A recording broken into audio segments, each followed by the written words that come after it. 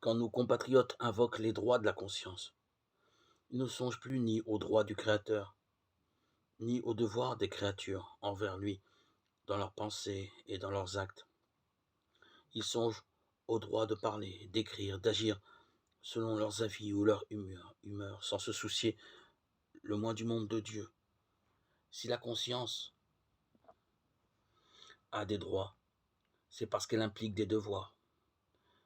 Mais de nos jours, dans l'esprit du grand nombre, les droits et la liberté de conscience ne servent qu'à dispenser de la conscience. On voudrait ignorer le législateur et juge. On voudrait se libérer de toute obligation intérieure.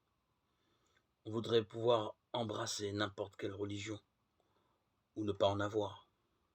Ou bien pouvoir en embrasser une et ensuite la laisser tomber.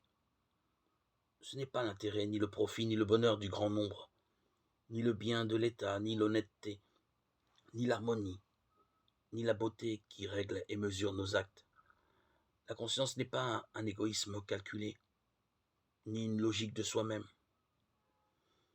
Elle est la messagère de celui qui, dans le monde de la nature comme dans celui de la grâce, nous parle à travers le voile, nous instruit et nous gouverne par ses représentants. La conscience est le vicaire le plus originel du Christ. Elle est le prophète qui nous révèle la vérité, le roi qui nous impose ses ordres, le prêtre qui nous bénit. Même si le sacerdoce éternel de l'Église venait à disparaître, le principe sacerdotal survivrait à cette ruine et se poursuivrait incarné dans la conscience.